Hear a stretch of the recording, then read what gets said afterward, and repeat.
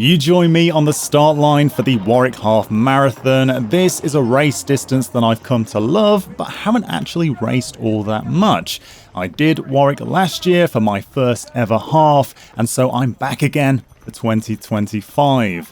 At the time of this race, my half marathon PB is 1 hour 47.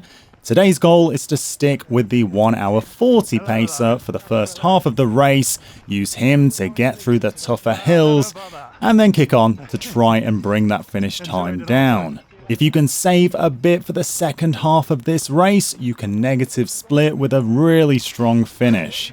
Throughout this race, you'll spot Ben Bauer running alongside me. He was great company for the bulk of the race, and as he did a masterful run last year, I knew sticking with him was a good idea. At Warwick, you're treated to quite the hilly start. The first kilometre has 15 metres of elevation, which is followed by a little bit of downhill spread across the following 3k.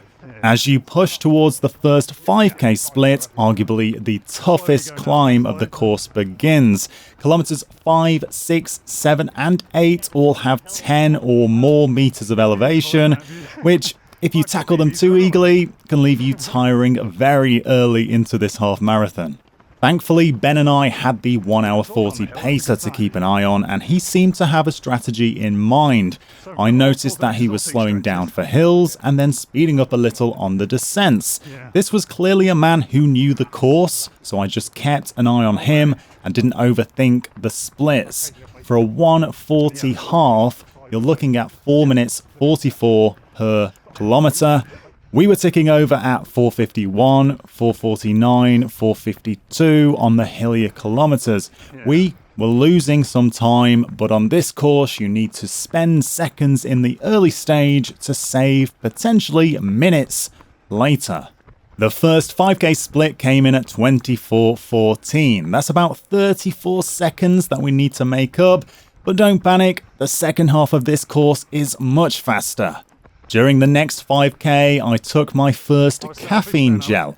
My plan for Manchester Marathon is to take these every 6k, so that's what I'm doing here for Warwick. What I haven't mentioned is that this year I've given up caffeine outside of long runs and races. So no caffeine during my early morning starts for work, no bougie coffee shop lattes. It's all very sad. However, I want to see what the effects of this will be.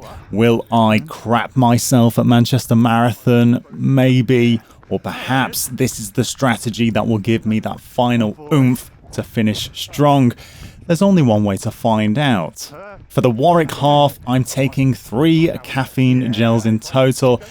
Let's just say they hit hard. I had pre-warned Ben that I might become a little hyper during the run, and I was right to warn him. I don't think I've ever talked so much during a race, not just to Ben, but to people passing by.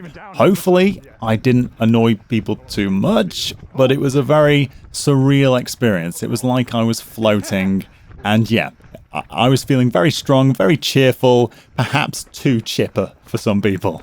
If I spoke to you, thank you for the chat, and also sorry. Needless to say, caffeine has an impact on me. Hopefully, it remains positive. The 10k split came in at 47:47, and we passed the halfway point at 50:30, so we still need to make up 30 seconds to hit 1:40. But I'm feeling very, very good thanks to the strategically slower start, great company, and that sweet, sweet caffeine.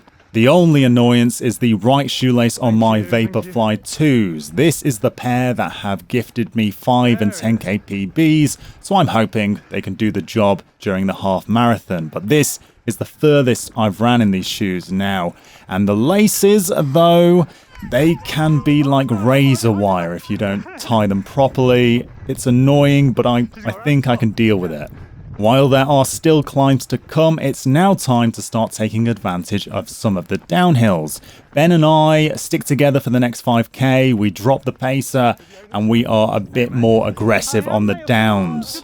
The next 5k split between 10 and 15k was a 22:38, so we're starting to move now. We're still chatting to people on the downhills and feeling great that we were conservative on the climbs, but we're starting to press on.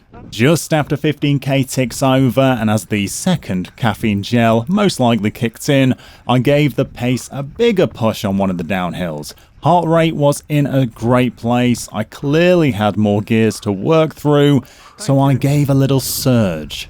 This is where my piriformis niggle that I've been nursing throughout the last 3 weeks decided to make itself known. After getting through those hills unscathed, which is usually a trigger for this, I thought I was free from any potential pain. As soon as I kicked it up a notch, I knew something wasn't quite right, and then on the next uphill section, it just made itself known. Piriformis niggle is now a problem to deal with. At 17k, Ben pushed on ahead and I focused on shortening my stride but upping my cadence to lessen the strain. The pain was only a 2-3 out of 10, but with the marathon training ramping up and next week's sessions looming, I just had to focus on Manchester, my A race, and limit the damage. While I was a tad disappointed by being limited here and not being able to full send at this late stage, I was still determined to come significantly under the 140 mark. I pulled over, retied the shoelace that had been annoying me, and set out to enjoy the final downhills of the race. The last climb up to Hampton on the Hill was completed with relief, and then it was time to cruise down. The last 2 miles of the Warwick Half Marathon are an absolute joy, and I loved getting back into the race course with the crowds. I knew a big sprint finish wouldn't be sensible given the niggle, but I finished strong enough and with a time of 1 hour, 37 and 7 seconds. That's over 10 minutes, chopped off the PB. I'd like to give a big thank you to Ben for the company on the run and also to everyone I met and chatted with. Again, I think I set a new record for number of people spoken to during a race. That caffeine. There were lots of friendly faces, and it's the first race of the season for most. So yeah, lots of good times were had, lots of PBs accomplished. It was just a great time in Warwick. It's a tough race, but great fun. For now, this has been Mac. Happy running, and bye-bye.